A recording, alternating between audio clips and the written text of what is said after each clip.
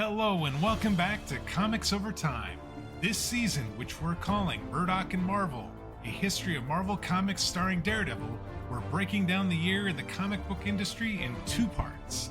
In part one, we'll look at the state of the comic book industry as a whole, as well as what things were going on in society that may have impacted the comic book industry during that year. We'll talk big picture about what's going on in DC and independent comics, then we'll shift our focus to Marvel. We'll look at who is creating comics, what new characters or storylines were introduced, and which comics debuted or ended. In part two, we'll dive deep into Marvel's longest-running characters, Matt Murdock.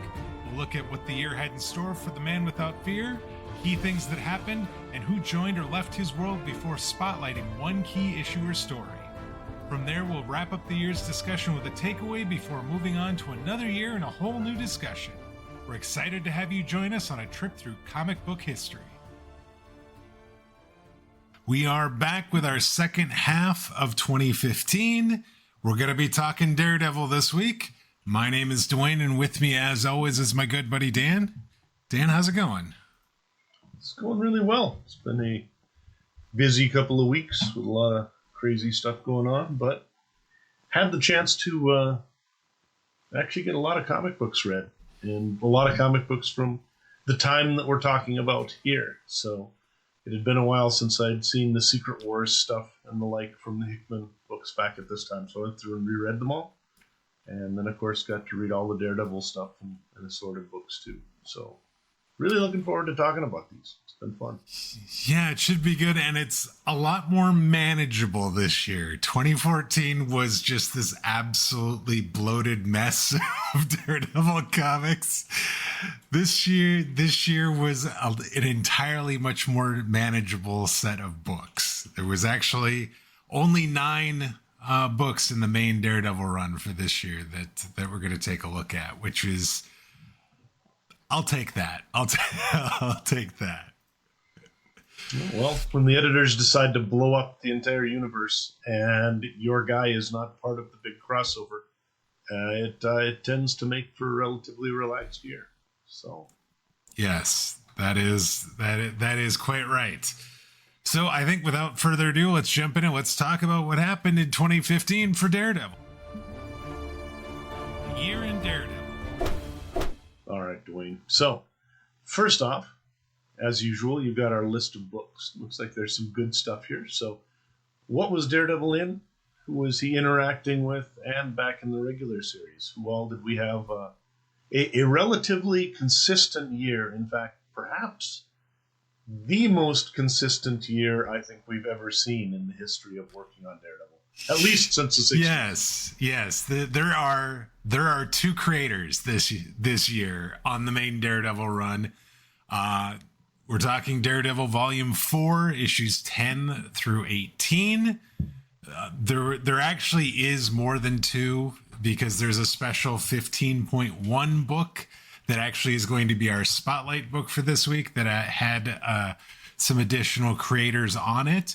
But for the most part, it is Mark Waid, it is Chris Samnee, and book 18 is actually the end of Volume 4, which is actually crazy, but at the same time, as we've talked about in recent years, not so crazy. They're hitting the reset button quicker and quicker each time, and so this volume is not a very big, very long volume set of books. Yep. And of course, when we talk about 2, that is writer, penciler. Essentially, Waid is doing the writing. Samnee is drawing and inking it himself.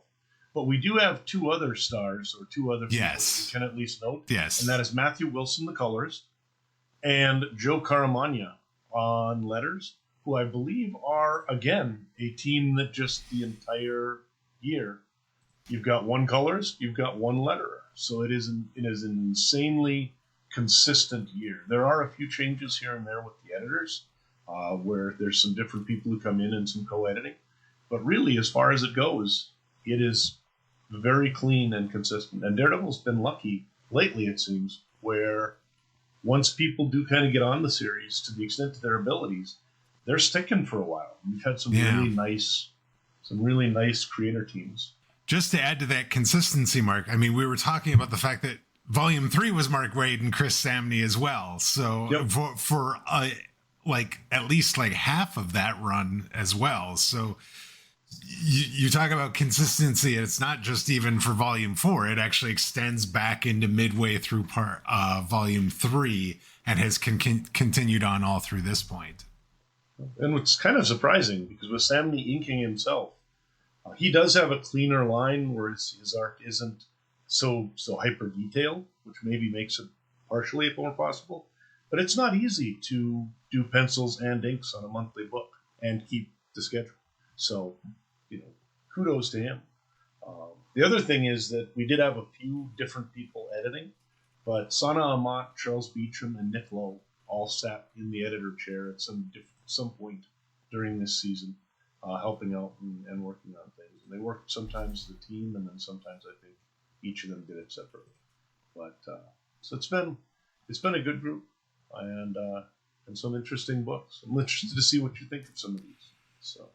Yeah, let's just briefly talk about some of the other appearances outside of Volume 4 that Daredevil appeared in. He was in She-Hulk number 10, Superior Iron Man number 1 and 2, Marvel Free Previews Secret War number 1, Deadpool number 45, Night Nurse number 1, the Secret Wars Journal number 5, and the all-new, all-different Point 1 number 1. And that book is...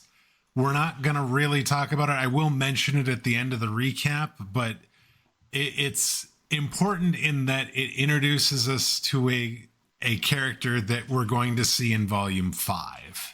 Absolutely.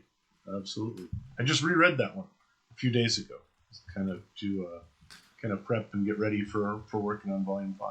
So yeah, I was like, it seems like this might be important, and so the all new, all different Point 1 is actually several stories in one larger book, and the final story in there, about 8 to 10 pages or so, is a story that involves Daredevil. That's where his appearance is, but it also introduces us to that new character that we actually talked about him last week. We were talking about Sam Chung. We're talking about the who goes by the name Blind Spot.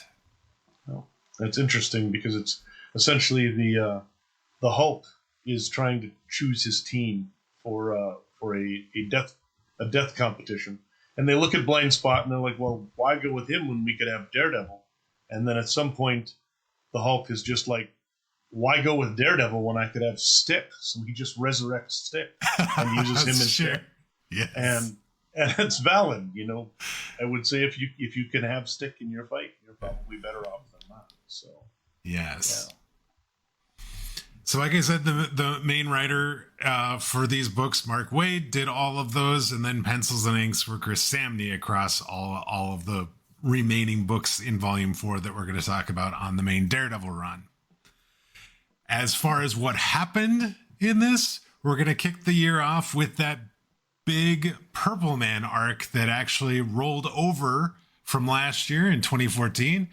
Kilgrave is having this full-on existential crisis. He wants genuine affection for once because, remember, his thing is basically he has this pheromone that he gives off when he's in close proximity and you can see him, and basically he can tell you to jump off a building and you'll jump off a building.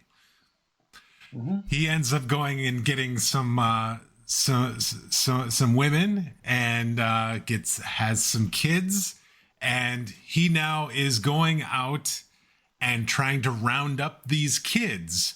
Each of them actually is purple, just like he is, and each of them has kind of a portion of that same mind control power that the Purple Man has. What gets interesting is we find out that if all the 5 kids are together, they have like a power that is actually, I think, greater than Kilgrave himself. Is the way it seems. So he gets them. He gets all the kids together and he's like, okay, love me. And they're like, hey, wait a minute. You haven't been around very much. we don't really care what you think, and actually kind of tell him go walk in the street, and Kilgrave goes walking into the street and gets hit by a train. Classic stuff. Yeah, and it's weird because the kids all look normal and they've been living in normal lives, and then he essentially activates them like sleeper agents. Yes. Right. Yeah. And once he does so, they turn purple once they get together, and then turn on their families and the like, and weird things happen, and they end up then getting together. And when he's, in typical psychopath fashion, he believes that he deserves love and that somehow he's done something to deserve love. And the kids are like, dude, we don't know you, we don't care about you, you're weird. Right. And they just kind of, take him out. Yeah, so, go play in traffic. Yeah. It's a weird start to a series. But it is interesting. It is. Yeah. So with Dad out of the picture, the kids go wild. They decide they want to steal a cop car, go joyriding, cause basically tons of mayhem throughout San Francisco. Until Daredevil shows up and tries to contain them. But he can't. And in fact, he is how we know their power together is better than Kilgrave's, because Kilgrave has been able to, or Daredevil's been able to go up against Kilgrave in the past, and his sort of force of will has been able to have him kind of overpower and his blindness has been able to help him overpower the influence that Kilgrave can manifest on people.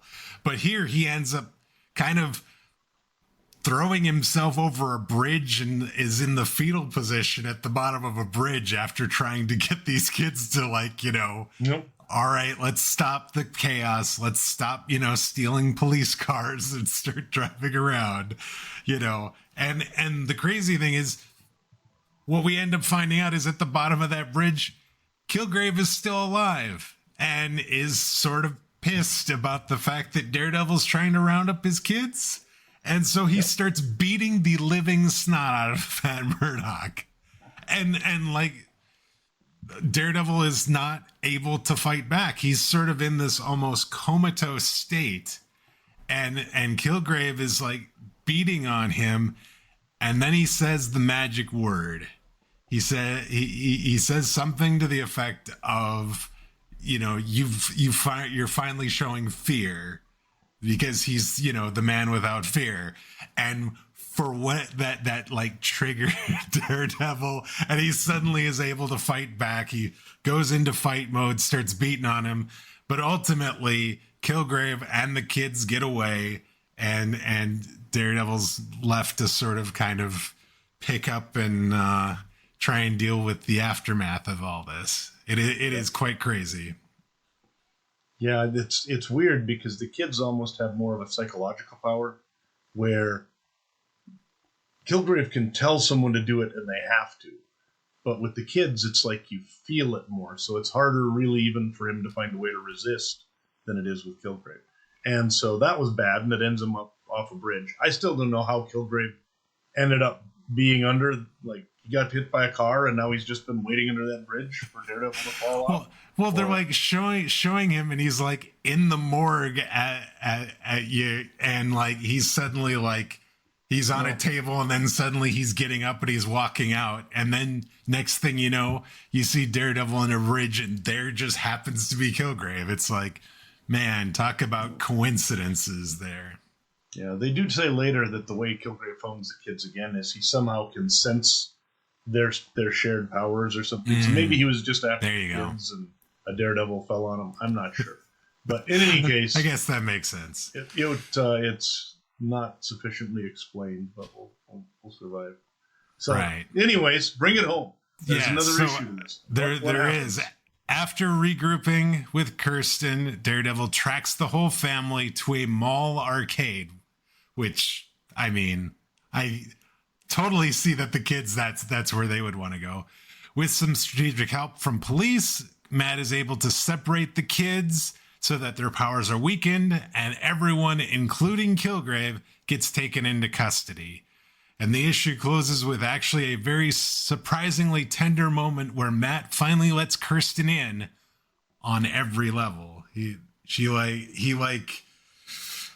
were gonna split up after this, and they were talking, and she's like, "You just gotta let me in." And then like he closes the door, or she closes the door, and then she gets a call, and it's him, and he's like, "I haven't left," and so yeah, it was nice. Well, and it was interesting the way physically it was formatted in the book. Yes. Because you get to the end of the story, and he's like, yeah, whatever. And he goes into his room and closes the door. And then you've got like the letters page or something like this. And you're like, oh, well, there's my end. And then you flip it, and then there's 2 pages left of the story, or a page where you see Murdock picking up his cell phone. He can't sleep. And he gives her the call, and he's like, I just need to talk. Sorry I made you leave or whatever. She's like, I didn't go any better. She's just sitting outside the door. And it was a nice ending, but I liked, from a technical standpoint, the way that they made it kind of a thing that gave you that feeling that time had passed. Yeah. Where it was almost like another tiny little issue, almost. Because you kind of close it, that's the way this one ends. And then no, right. It doesn't. Yeah. So one other running subplot that was brought up during this story that will continue on through the rest of the year is Kirsten's father is actually a major publisher, and he has wanted to meet Matt. They get together, and he actually offers Matt $8 million for a Daredevil biography. Now, he's initially hesitant to do this, but he ultimately accepts it. I mean, $8 million, what are you going to do? So throughout the rest of the year, we actually see Matt and his ghostwriter, Foggy Nelson, chipping away at this book that he is writing. And so you'll see at the beginning of issues, you'll see at the end of the issues, you'll see these two working on his book. Yep. Yes, like Matt, Foggy can do just about anything. Just whatever's needed for the for this plot to continue. And he never has anything of his own to get in the way, so he can suddenly just become. But I mean, he is obviously the one to do this sort of thing in many ways. He knows where all the bodies are buried and things like this. But true. Just the hubris of everything that Matt Murdock does is, it is astonishing. But that's I'm surprised he actually debated not doing it, because this sort of seems like the thing that, sly wink, wink, nudge, nudge, Matt Murdock, this would be right up his alley. I think the only thing that makes it make any real sense where it can be entertained is that in previous stories, Murdock has basically given up all of his secrets. He has, during the whole thing with all of the white nationalist judges and whatever, he basically just gave up all of his secrets to everybody in New York to try and take care of that. Then he comes out here, and we have the whole, well, never mind, we haven't gotten to that yet. I'll wait, and then okay. And then, so right now, I think there's good questions why he would do some of that.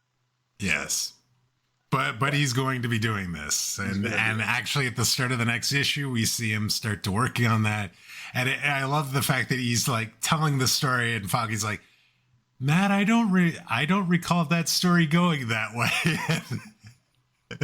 So he's like, I'm going to take some creative licensing with this, with my stories, but next is this Stuntmaster saga that we have. It is a new young Daredevil wannabe, and I use Daredevil as an interesting word here because he's stealing the identity of the original Stuntmaster, who we saw many moons ago in previous volumes of Daredevil, and this new Stuntmaster is pulling off these death-defying stunts all over San Francisco. And the original Stuntmaster, George Smith, wants to sue. So he actually ends up going to Matt Murdock asking about taking his case. And Matt looks at it, thinks about it, and he says, legally, he doesn't really have this case. Like, there's not really anything he could do. He signed away any ability he had to actually sue. And so this kid is fine to do this. But when the new stunt master publicly challenges Daredevil to join him in his next big stunt on the Golden Gate Bridge, Matt initially refuses until he hears that Smith has apparently committed suicide, which completely kind of changes, I think, the tone and kind of the tenor of this story. It really felt like, oh my, this is a very light story and got heavy really quick at the end of that issue. Yep, absolutely. It's another of those where, basically at the beginning, it seems like a thing where almost, you're feeling that somebody who, with his various ill-gotten gains, just sort of got taken by some other snake, and that's the way those things go. But then when he commits suicide, when you now have those stakes raised and the other guy, which Daredevil says doesn't bother him, but the other stunt master also is now calling himself the Man Without Fear. Yes. So he's taking a little bit of a poke at Daredevil as well. He decides that it is time to actually take him to court and to start trying to do something about it. So Daredevil ends up accepting the challenge, and upon getting to the Golden Gate Bridge, realizes something is off. He discovers that the rider that he sort of sees it right before they're about to do the stunt isn't this new Daredevil, but actually George Smith himself. And that this new stuntmaster's whole trick is he's actually murdering stand-ins to survive his own stunts. Absolutely crazy. This is absolutely crazy. So Matt realizes this, and he's going to try and save George Smith, all while trying to expose this new stuntmaster and what he's up to. Matt gives chase in this wild car/motorcycle sequence. And it's actually Kirsten who goes to the hospital where he supposedly snapped and committed suicide. And she's like realized that this is not on the up and up as well. And somehow tells Matt, I don't remember how exactly she like signaled him as he's like driving motorcycle by or something. It was so crazy. It just sort of kind of, I kind of lost my train of thought on it, but he ends up saving the original. Yeah, the original.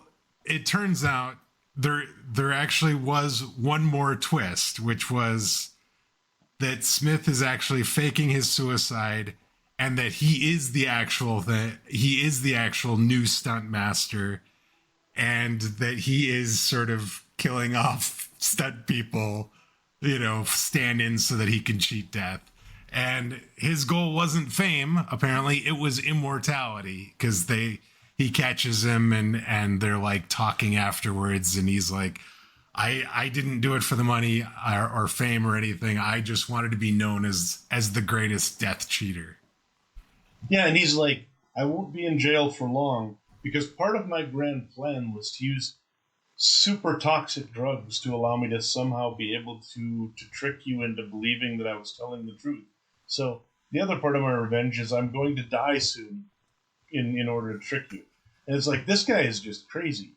Yes. Because he had lots of money, and he was perfectly healthy, and he could have continued on his way, but no, he lost all his money and poisoned himself so that he could play this trick on Daredevil and be the great stuntman or whatever. So, bad guys are crazy. Yes, this just in. Yes. Yeah. So there was that.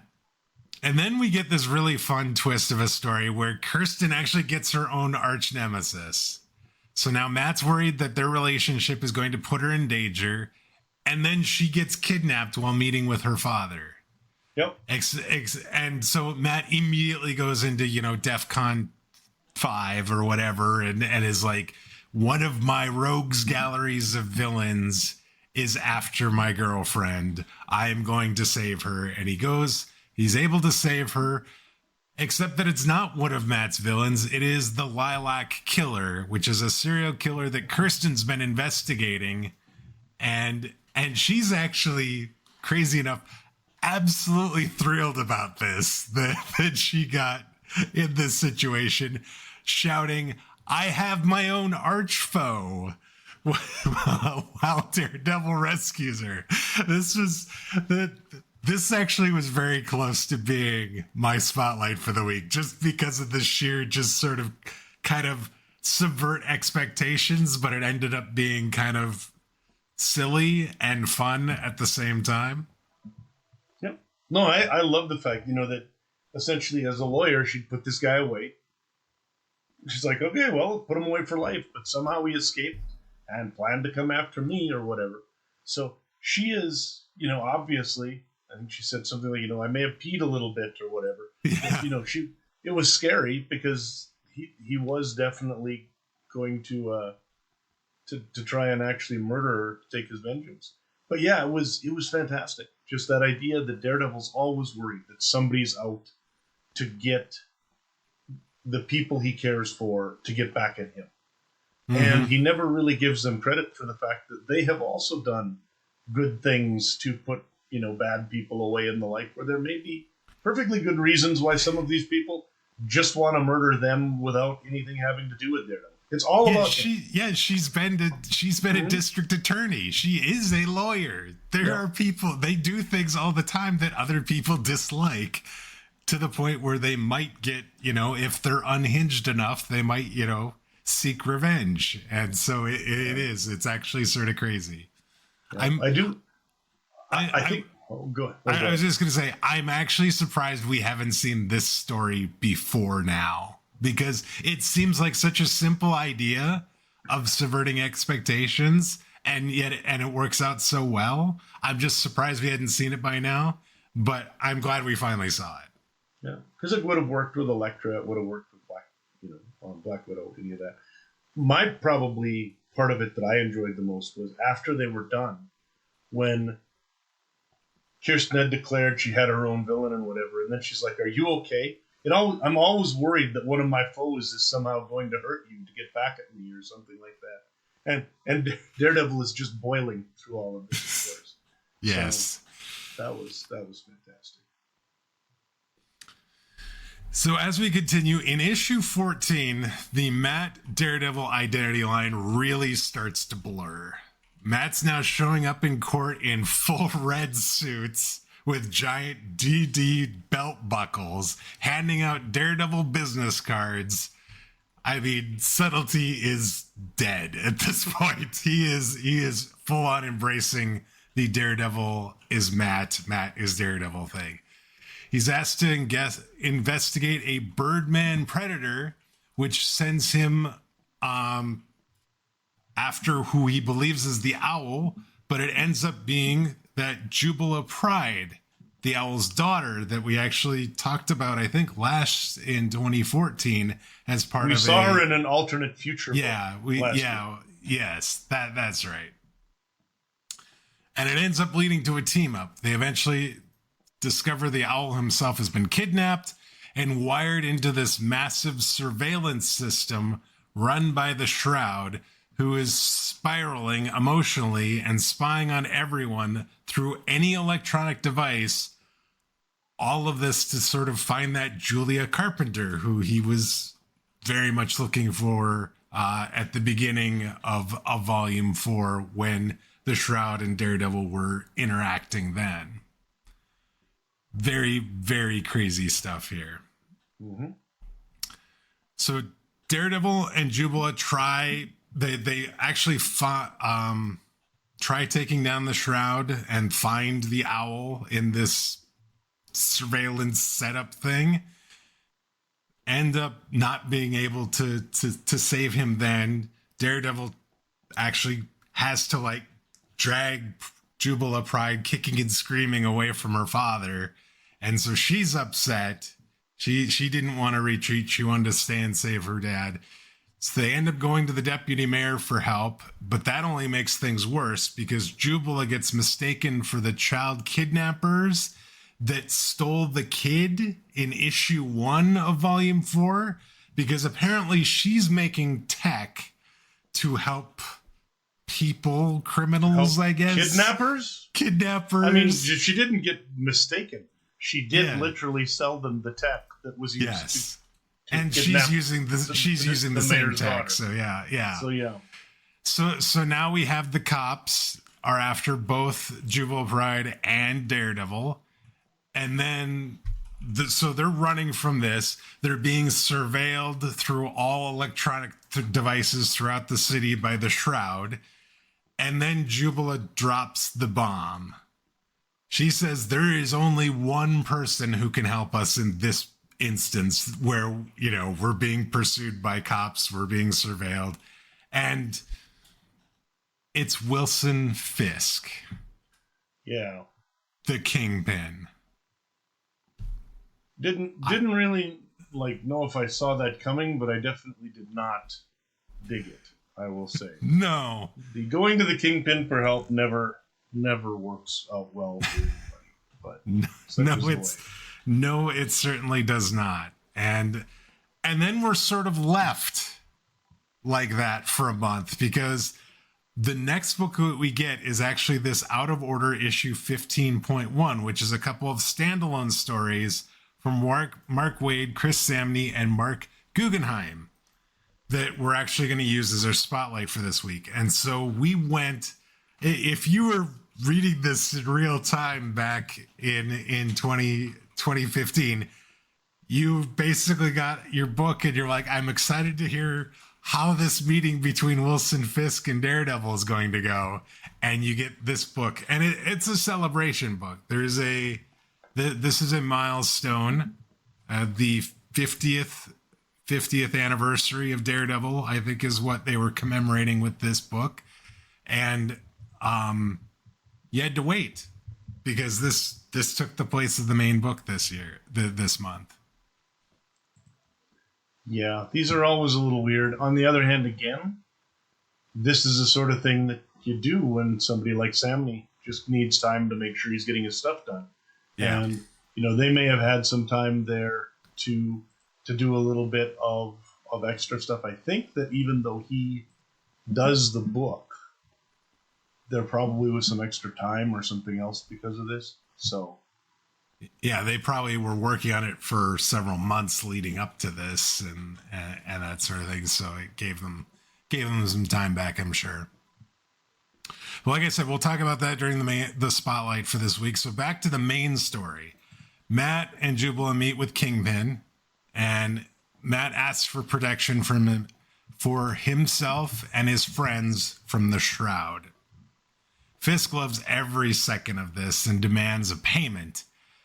And Matt gives him the wildest offer possible in return. He says, quote, I'll offer you the death of Matt Murdock. Interested? Dan, this actually sort of floored me. The one thing about that, and this is going into sort of the psychological tank on it, is Matt Murdock is never comfortable when he's not miserable. And at this point, things are going well enough that giving Fisk the ability to blow up his life and force him to go back into that sort of deep Catholic guilt and shame and hiding that he's been used to for the last however long, probably psychologically is exactly what he wants. That Daredevil cannot be comfortable as a guy with, his best friend's there. He's got a woman that loves him, and he's in love, and everything's happiness and buttercups in his personal life. He's getting paid $8 million. He's popular with everybody. He's stylishly wandering around in a fancy red suit. Daredevil is so on top of the world right now that I wonder if he can deal with it. And so, but it's a terrible, terrible deal. And the weird thing is the Shroud technically quote unquote, is a good guy in some cases. Like he's Yes. been a hero. So essentially, Daredevil is giving up everything to have a criminal protect him from a hero. Yes. Yeah. And we realize just how awful this situation is going to be, because meanwhile, Foggy and Kirsten are being ambushed and kidnapped by Akari, that hyper-sensed assassin made by Bullseye from Volume 3, who is now working for Fisk. And the Kingpin has also secretly captured Julia Carpenter, the woman that the Shroud has been obsessed with this whole time. So he actually is setting up everything to where he has all the leverage when it comes to this situation. As the story continues, Jubal tracks Julia to the airport and tries to hand her over to the Shroud as a bargaining chip for her father, but Daredevil crashes the meeting because he finds out in talking with Kingpin that she has been found. Julia refuses to go with the Shroud, and everything just sort of explodes. Matt returns to Fisk to negotiate and figure out what to do next, but Akari is holding Foggy, Kirsten, and Julia hostage, and Fisk wants to ditch their original terms and just watch Akari kill Daredevil. Yep. And with the idea of, if he doesn't die, Kingpin's going to kill either Kirsten or Foggy. Yep. It's like, here are the two people in the world you care about the most. You die, and I'm happy. They live. You don't die. You kill Akari, and I'll kill one of these two. And presumably, I'm sure he's gonna make him pick, because that's the kind of guy the Kingpin is. Yeah, this is a weird story, and yet another disheartening one for somebody like Julia Carpenter. I mean, she has been Spider-Woman, she's Madam Web.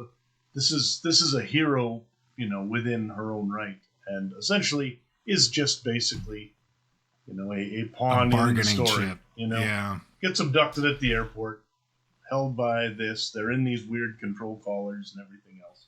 But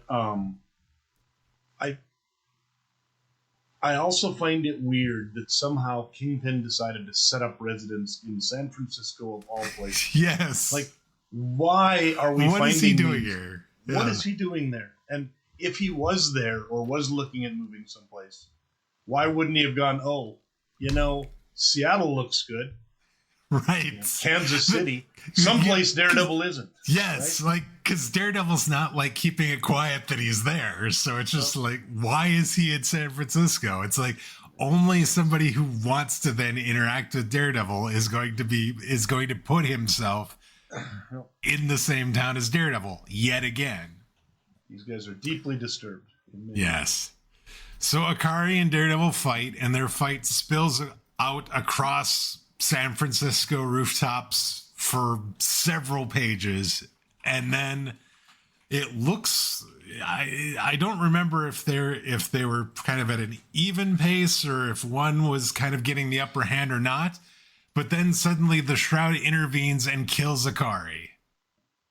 I think Akari was wearing Daredevil down because they kept fighting, and we're in that situation where if Akari kills Daredevil, all's great. Daredevil can't really fight properly, right? Because he can't win. So the entire thing is just Daredevil basically kind of taking punches and trying to extend the fight out while he figures out what exactly to do. Yeah, no, that makes sense. But the Shroud has realized that Fisk now has Julia Carpenter, so he intervenes, kills Akari, and Daredevil's just sort of beside himself. He's like, I was coming up with a plan. You've just killed one of my, either the woman I love or my best friend. But the Shroud proposes a truce with Matt to save the people they love. Okay. In the big finale, Daredevil disguises himself as Akari to infiltrate Fisk's stronghold. And the ruse works for about 30 seconds. Foggy, like, because he's Kingpin starts kind of gloating a little bit and starts prodding Akari for details over the death of Daredevil, because basically Daredevil as Akari gives him the mask. Mm-hmm. And is like, yep, he's dead. And he's like, well, but I want details, man. I want details. So while that's happening, he sort of kind of is goading Kirsten and Foggy actually, to his credit, spunks up and actually starts fighting a guard, which causes chaos. And then at that moment, that's when Fisk realizes that Akari is the one that's dead and that Daredevil is disguised as Akari in his presence. There ends up being this big fight, and the Shroud, while the Shroud ends up broadcasting Fisk's secret business dealings to the world through this big surveillance network of all the electronic devices in San Francisco, mirroring what he had done to Matt Murdock. Police storm the building, and in the chaos, Daredevil gets the hostages free and escapes. Yep. So it ends up working out pretty well for him. Kingpin's kind of, hey, what the heck were you doing in San Francisco? This is what happens when you go to San Francisco, where Daredevil is, I guess. So works out pretty well for him, you say. Well, I mean, for Daredevil, he escapes. All the people that he loves escapes, and it's Kingpin that's basically the only one that comes out on the raw end of the deal. All of his clients have had all the personal details exposed, and he's lost all credibility with all of that. He's still in Dutch with the mayor. Right. Things are still bad. Yes, but everybody's alive. So yes, so, yeah. As the dust settles, Julia Carpenter ends up taking down the Shroud with a poisoned kiss. The deputy mayor rescinds the arrest warrant and helps clean up Matt's legal fallout. And Foggy and Matt share a grounded heart-to-heart about what it means for Matt to be living in the light. And so that's what I mean is I was getting to the fact that there was still some cleanup work that needed to be done. Definitely cleanup work. But yeah, so there was a heart-to-heart, and Matt suddenly is, as we leave this volume, is kind of feeling good about himself again, and that, you know, things are okay. He can be Daredevil, he can be Matt Murdock, the world can know about the two, and things won't just be crap. Yep. Basically. Yeah, it's interesting how everything has just sort of been sort of opened up over the course of this run. And it's really been a part of the DNA of the Daredevil characters, that exploration of what is secret identity for, and can it be maintained, and what happens if you lose the secret identity. You know, I mean, ever since the Born Again storyline, pretty much way back in the Miller Mazzucchelli days, this has been a theme. And it's never been more completely where somebody has just been put out into the public eye, as what we now see with Daredevil at this point. He is completely and totally every one of his secrets. And that he also loses his book partly because of that, because there's no longer any tell-all to tells, because everything has been put out there, right? So, yeah, unfortunate. So that was the year, and that was the end of Volume 4 for Daredevil this year. And like I said, there was one more story that ends up being important, that All New, All Different .1, where and this actually was kind of weird, because we see Daredevil back in New York, and he is in a different costume, in all black costume. Mm-hmm. And he is fighting people on a rooftop, and Sam Chung is this illegal Chinese immigrant who has built his own invisibility suit. Yep. And he is actually going around Chinatown the same way Matt goes around Hell's Kitchen, just helping out people on the street at street level deal with whatever it is they're dealing with muggings, dealing with robberies, dealing with, loan sharks, dealing with, all those sorts of things. And he's sort of looking for somebody to sort of model himself after. And like, it shows him like, he's got like small files on like Luke Cage and Yep. several other street level heroes. And he ends up picking Daredevil. And so he ends up kind of looking for Daredevil and ends up finding Daredevil on a rooftop fighting some people. And he basically sort of introduces himself. And that's really all that we see in that story. Yeah. So, interesting. Good stuff. So, and that, we're not going to really know exactly what that's going to mean for a few months yet. Because I think it's, the cover date, at least, of the next one is February. I think of Volume 5 is February of 2016. So it's even a month or two into February before we actually start seeing more of this. But they're starting to lay the groundwork for what's going to come. So, right. Yeah. The other books he was in this year, a lot of them he was actually doing law stuff. Like he had a case where he and She-Hulk were on opposite sides of a trial of sort of old Steve Rogers. A case from like World War II days or whatever, and that sort of stuff. Superior Iron Man he was in, and Iron Man was being a doofus as he does these days, and Murdock was in there. So he did make a few appearances, but not many this year. I did, like I said, had a chance to kind of read through them, and nothing a whole lot particularly important going on other than that book you just mentioned outside of his own series, though. Yeah. All right, so we've kind of recapped everything that happened. Should we jump in and talk about the spotlight for this week? I love that idea. This week's spotlight story. All right, Dwayne. So for this particular year, 2015, you've chosen Daredevil Volume 4, Issue 15.1. The one book outside of the regular sort of storyline is the one you want to focus on.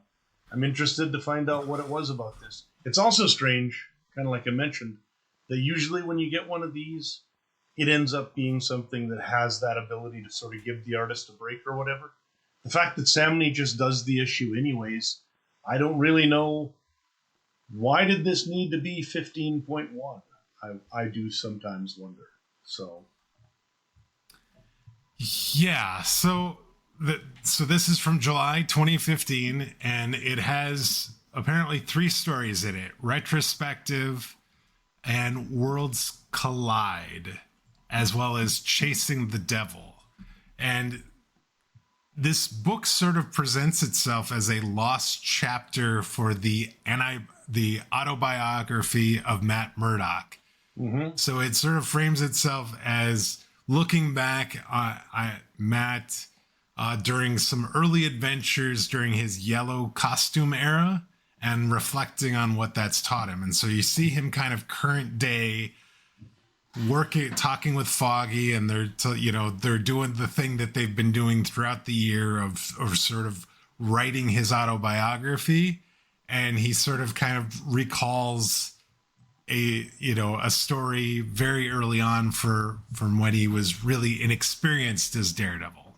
And so it was, I thought it was first interesting because this is an opportunity to see some history of Daredevil that we hadn't seen to this point. So I kind of liked that. Sure. So the story begins with Matt recalling a time when he was still a relatively inexperienced Daredevil. His confidence was high, maybe too high, and his moral compass, while strong, hadn't been sharpened by years of mistakes, trauma, and real-world consequences. There's one particular case that comes to mind: his encounter with Diablo, a centuries-old alchemist and supervillain. Diablo storms into New York with one of his elaborate schemes, treating the world like a chessboard only he understands. Matt, still early in his career and trying to prove himself, confronts him almost eagerly. He believes this is the kind of supervillain challenge he became Daredevil to face. And so you see, and I love the fact that it sort of reminds me very much of the way the Daredevil character was written very early on in Volume 1. Like, yep. He was very brash and very confident, overconfident, I think, and didn't really think about consequences necessarily. And this is early Daredevil we're talking about. Well, yes, consequences seem to still be a little bit of an issue for Matt Murdock, but yes, back when he was brash and didn't worry about consequences. Yes. So their fight is chaotic. Diablo uses elemental mixtures and alchemic gas clouds, while Daredevil dodges encounters with acrobatics and heightened senses. But the battle becomes less physical and more psychological as Matt realizes Diablo is studying him. Diablo calls out his inexperience, mocking him for posturing like an old school hero, and tries to convince him that he's in over his head. Matt begins to understand that Diablo's real weapon isn't alchemy, it's manipulation. His goal is to get into Daredevil's mind, shake him of his self-trust, and make him second-guess his instincts. Now, Matt refuses to give Diablo the satisfaction. Instead, he leans into what has defined him, his adaptability, resourcefulness, as well as his empathy. He disrupts Diablo's chemical setup, forcing the villain to fight without his alchemic advantage. In that moment, Daredevil sees something critical. Without theatrics and potions, Diablo is just a man. Beat him at his own game, and he falls apart. I loved that. Like it was like almost like an epiphany. He was going through and he's kind of not doing so well. And then he just sort of does his thing and gets him to a point where Diablo can't do what he's trying to do. And suddenly it's like a night and day difference as to who he's going up against. Yeah. And he also talks early on about the fact that, there are some heroes that sometimes seem like they're not much of a threat, and then occasionally they'll pull out a plan that actually makes them dangerous. He talks about this as being one of those times. It was interesting. It's always kind of nice. It's a simple framing thing, but that idea of framing the story where you've got essentially these guys sitting around the table talking about it, and then we go into flashback and you get this story that tells you a little bit more about the early days of the character. That it's not a great character. This isn't one of his big villains or anything like that. But I think they did a nice job with everything. It was a nice little story. Yeah. So after the takedown, Matt reflects on how the fight taught him a lesson he needed very early on in his career. That being Daredevil isn't about showmanship or bravado. It's not about being some kind of superhero others expect. It's about protecting people, learning from each encounter, and staying humble enough to grow. Diablo tried to make him doubt himself, but instead the confrontation clarified who he wanted to be. Now the issue ends with Matt acknowledging that these early stories, the ones not big enough to make headlines or warrant a full memoir chapter, were just as important as his major battles. They shaped the man that he became. And while some lessons came from tragedy, others came from unexpected teachers, even villains like Diablo. So it felt a little bit like a sort of after school special sort of situation, kind of towards the end.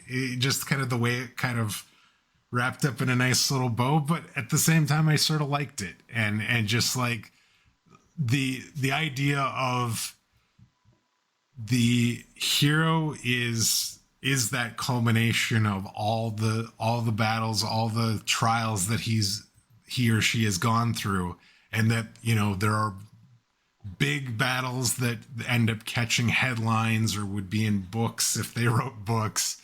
But then there's also all these other stories. You know, I think about some of those, like, you know, stories where he was just out helping people on the street, like he takes down a mugger or something, or stops somebody from potentially doing harm to a woman on the street late at night or something like that. It's like those things aren't, you know, headline grabbers, but those are just you know, those are experiences that these heroes had, and that makes them who they are too.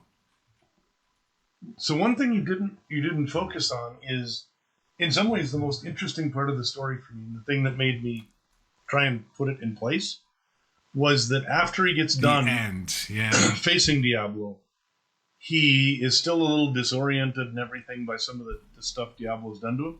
And where he runs is he heads back to Karen Page's place. Yes. And sort of crawls up the stairs, and she takes him in, and, you know, basically they have kind of a moment there. And it's interesting because this is in that time, it seems, after she had learned about who he was, right? Because there's a point at which, after the death of her father, he tells her who he is because he doesn't want to have any lies, because he's decided they're going to be together forever. Right. And then at some point she just can't take the fact that he's going out and doing all this dangerous stuff. And she's like, I really want you to stop being Daredevil. Right. And so this is kind of in that middle area.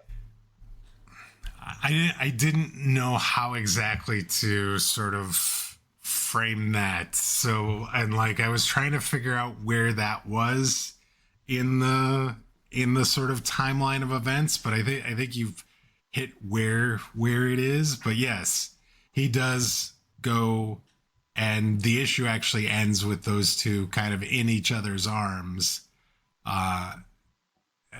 you know, as he's thinking back on this. Not in a romantic way either, in a I've just gotten the crap kicked out of me and I'm sitting in the fetal position where they're holding me kind of way. Yes. So yeah, Daredevil's not looking good at this point. And that's probably, again, one of those things that the weird thing about, and I think this brought to mind Kristen McDuffie and really a lot of his later paramours, is with Karen Page, you have someone who always was trying to change him.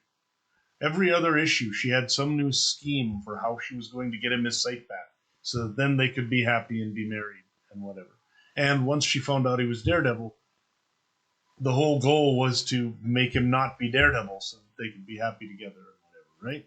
And so then you've got somebody like Kristen, who is completely accepting of not only Matt being Daredevil, but the dangers that come with it and sort of all the inherencies in that they are really a much better fit. Now, does that make her any safer the next time Bullseye comes around? No, obviously not. But it does mean that there is something about that relationship with Karen Page, while it was foundational for him, that was deeply unhealthy for both of them. Because she wanted him to be something he could never be. You know? And I don't know if he was really trying to so much change her, but he had no interest in changing himself. So because of that, there was just never going to be a way they would work out. Constant friction. Yep. Constant friction, yeah.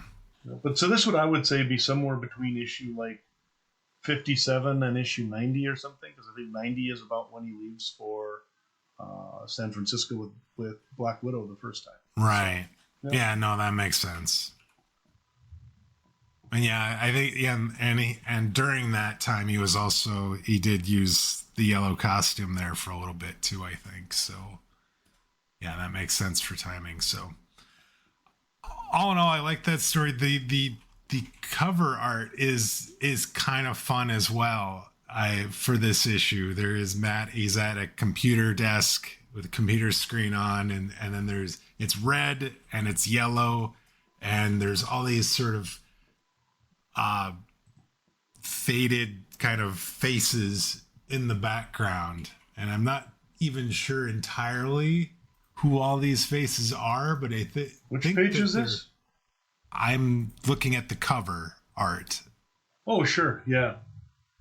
Yeah, there are all sorts of... Like Bullseye's in there and Spot is in there. So there's villains in there, but then there's like a guy that looks like somebody like Kirsten looks like she's in there as well. So it's just like it's all people from, I think, Matt's life that he's you've got everybody. with. Sticks in there, Stiltman's in there, Elektra's in there. Akari, Elektra, Iron Man, Ant-Man, Spider-Man. Looks like some of the S.H.I.E.L.D. folks are in there. Shroud is in there. Basically a whole collection of people he has ran across. Not all from this series. Right. It does look like there's a concentration on people who've been in this series. So, it's kind of interesting. That's a classic cover formulation as well, where you've just got the heads of all of the various ones. So that's ended up being why I kind of like this story. Is I just liked seeing the history of that of the story. I liked kind of the lesson that the story taught, like Matt Murdock / Daredevil in it, and also kind of making me think a little bit. And then, like I said, I liked the art of the cover. No, that's very cool. Yeah, it was. A lot of these covers have been really sharp. There's that sort of just clarity that's coming from Samnee's art, and then the colors are always really vibrant and the like. So yeah, I'm now wondering. You've got me questioning. Actually, when did Karen Page know Daredevil's identity? And he was wearing a red and yellow costume. And I don't actually know that ever happened. That might not be overlap. I don't think he did go back to another costume during that time, which means, when was this story? Because it's obvious. I mean, he takes his mask off, and she's like, Matt, So this is either a change to when she realized that he's Daredevil, or he was just wearing his other costume for the heck of it because he phoned it, and the red one was in the wash or something. That's probably it right there. I don't know. That is really crazy. Yeah, that right. should. Wally Wood had put out some sort of lawsuit for copyright over it at this point or something. I don't know. Yeah, I'm kind of even going through just the cover gallery, and there is no point, because I think it's 57, issue 57 on the cover is "I've unmasked you at last, but it can't be. Daredevil is Matt Murdock." So that's the one where she finds out. Yeah. And he's solidly in red color. I don't. Now, that bothers me, actually. I wonder if what we're seeing is creative license. This is Matt Murdock telling the story, but either not understanding or remembering it properly or deciding to change it a little bit. Because that story cannot actually be accurate in terms of the continuity that we know of in the comics. There you go. Damn you, Dwayne. Why did you even notice that? Why don't we jump into the rapid fire questions here? All right. Best to just move on. Yes. So, who is Matt Murdock in love with this year? Oh, Kirsten McDuffie. He actually says "I love you" to her during this year. He actually uses the 3 words. It is not allowed to take them back in the court. So yeah. It's a very healthy relationship this year. So, who's your biggest villain of the year? So I'm going to say probably the Shroud, which is weird because he was supposed to be on the same side as Daredevil kind of throughout this whole thing. But I mean, you do a massive surveillance thing in San Francisco and then out your compadre and all his like attorney-client meetings and everything like that. hard to see you as a good guy, though, you know, Kingpin also does his best to be considered for villain of the year here as well. Do you remember when we saw Shroud do this again? Very similar kind of thing in many ways, with a lot of the surveillance and everything, and then he actually took on another identity for a while. Do you remember when he took over Moon Knight? Oh, There was a time in McKay's run where the Shroud pretended to be Moon Knight after Moon Knight died, just in the last year or so. So, and beforehand, he was being all weird and surveilling. So there you go. It's his thing. We see Matt practicing any law? Matt is practicing law this year in an all red suit and referring to himself as Daredevil in the courtroom. So, yes. Yeah. Yes, he is. And in other comics as well. Anybody else know Matt's identity? No one knew. Cat firmly out of the bag, as it were. But apparently, spoilers for 2016, the Cat is going back into the bag next year. Right now, there are new people being born every year. So technically, in the Marvel Universe, sure, there would be new people learning that Matt is Daredevil. Is he a good guy this year? So I said ultimately, I think he is, or was. I feel like he was a little less arrogant about things as well. I mean, it felt like the relationship with Kirsten was going pretty well in a healthy sort of way. He wasn't treating her like he's treated some of his past love interests, kind of keeping the Matt and Daredevil things sort of set up in a somewhat healthy sort of situation. Even though it sort of kind of crumbles there for a while towards the end of the volume. Yeah, I'm even interested about the ultimately. I don't think he did anything, like Ninja Lordish or anything like that the entire year. He was as close to being a standard, upstanding vigilante superhero as he's ever been. So, yes. Yep. Anything new about? Or actually, first off. Did Daredevil outfit get any change or any equipment changes at all? So I have noted Daredevil's suit doesn't change, but Matt Murdock's wardrobe definitely did change this year to more match his Daredevil persona. The all red suit for the court and business cards, the big DD belt buckle. It's just made me chuckle, actually. I wonder, did this come before or after Mr. Knight? That is because this is a Mr. Question. Daredevil kind of thing, right? Yeah. I mean, it really is. It's basically a Daredevil costume that is not a costume, and so he even did some crime fighting in it. I also have never seen him before use his billy club in the way that he did, his cane, because he'd extended it and then used it to drive a car. So he can't just drive a car like a normal crazy person. He didn't sit in the car. He stood on the seats of the convertible. Yes. And he had one part of his billy club that he used for the pedals, and then another part of the billy club that he drove. That's right. Just to make it more difficult. Yeah. Now, they didn't mention it. That could call back to something. Do you remember when he talked about how it's very difficult for his senses to work through a windshield? Yeah, that was relatively early on, wasn't it?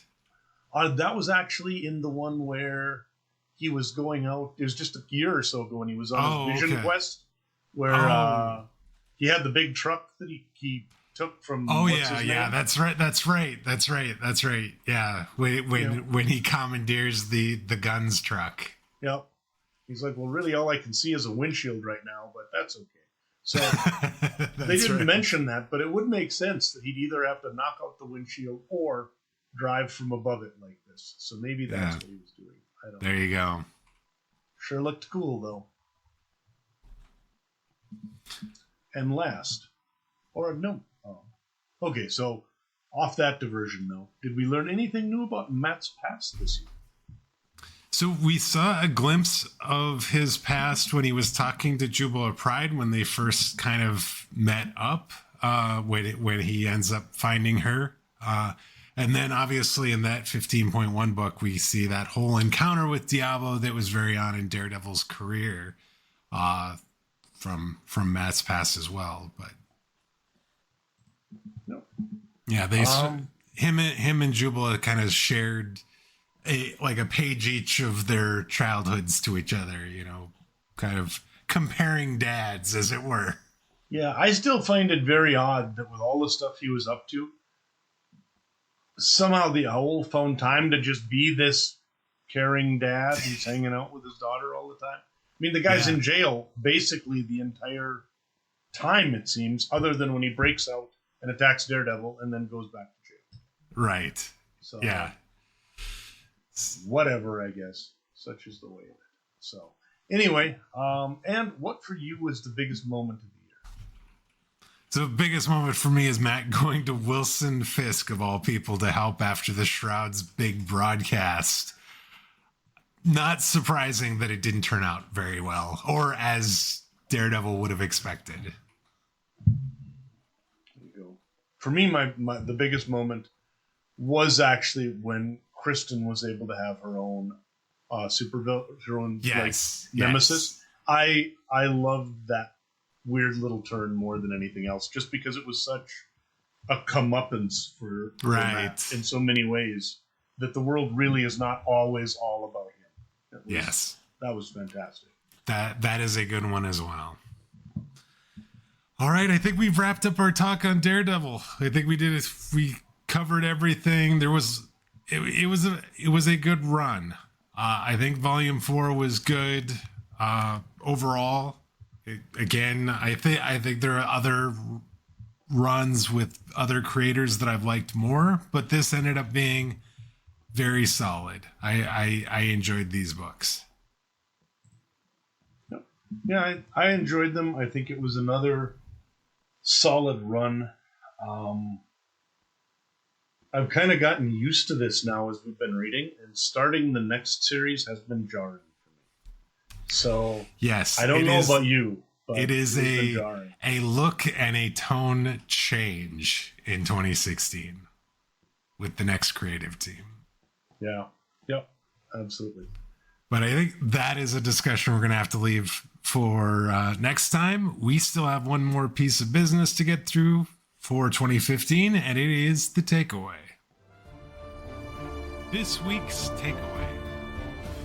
All right, Dan, we've looked at the year in comics.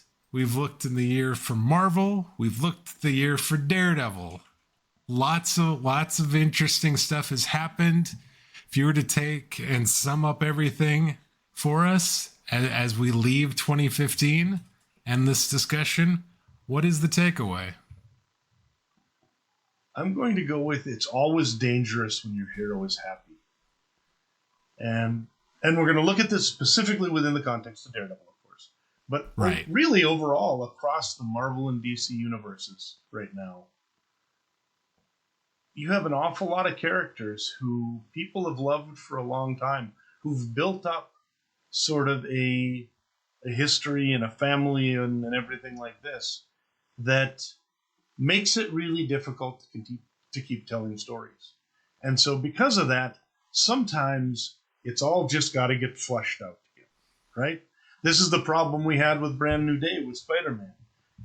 A lot of folks my age were really happy when we saw Spider-Man graduate from college. We saw Spider-Man get a decent job. We saw Spider-Man get married, But then suddenly, he's this guy hanging out on the couch with his wife on Friday nights who is not necessarily the Spider-Man that everybody's used to.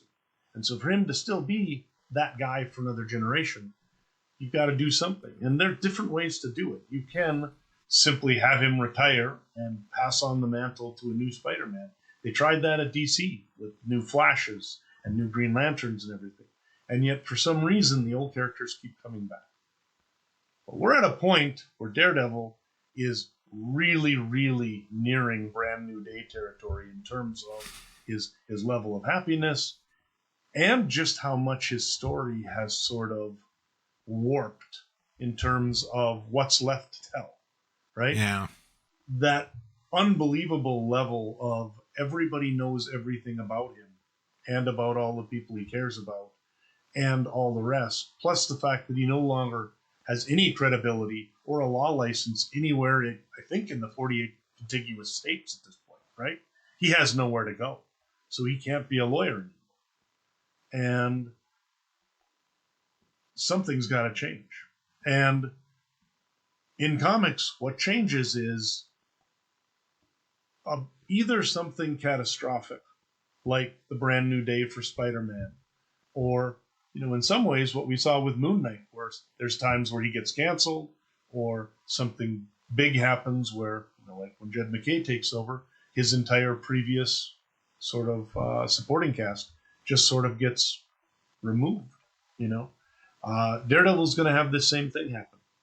We are leaving a very happy, very upbeat time in Daredevil's career. I would say these really fit in with that first 100 or so issues pretty well. Yeah. Daredevil is pretty happy-go-lucky during those. And then it gets really dark, starting around 150 or so, when Miller comes in and we get all of this stuff. And it remains dark in a lot of ways, pretty much up until the start of this run. But then we get this little ray of sunshine. It's going to go away. And we're going to lose this here, partly as an extension of the whole change where we have the universes, both the DC and the Marvel universes, in Convergence and in Secret Wars, are essentially yet again being squished together, and things are just being destroyed wholesale. And so the Ultimate Universe is gone. A lot of the history of things that are going on in the Marvel Universe are gone. Right now we have old Steve Rogers. That's not going to last. We have a bunch of other things. And with Daredevil, it's going to mean a slightly new continuity as well. So I love this. I think it's been a fun ride. But the problem is, do we really want Daredevil to be happy and settled down forever? No. Are we really his friend? No, we're probably not. No. Right? If we don't want to see our friend happy and content, then no, we're probably not his friend at this point. We talked about that with Moon Knight, that was the same thing. That, there have been times where him and Marlene seemed to be sort of settled down and all was well. And it just kind of not as interesting if everybody's not angry at him. And so because of that, I think that's where we are now. This is a perfect example of writing almost like a happy ending for a character, knowing that Secret Wars is coming to blow up the entire universe in a year. So you can just give him this with the ability to write out anything you need with the start of the next volume. Yep. So we get a new creative team, we get a new look, and definitely, like I said, a new tone as well. And it is markedly different than what we've been seeing through the latter half of Volume 3 and all of this Volume 4. No. All right, but that's for next week. As a reminder, we're going to be going directly into our discussion for Daredevil starting next week. We'll probably take a couple minutes, talk about a couple real small things, find out what Dan's favorite books were from the year. But it's going to be one week, and it'll be just talking about Daredevil going forward for the remainder of the years up until we get to current day. So that starts next week. But for now, that is going to wrap it for us for this week. We'd like to thank you all for joining us. If you're new to the podcast, please consider subscribing on your podcast player of choice. That way you'll get each new episode as soon as it's released. If you've already subscribed, we'd appreciate if you'd share the show via social media or leave us a review. That'll help other new listeners find the show that much easier.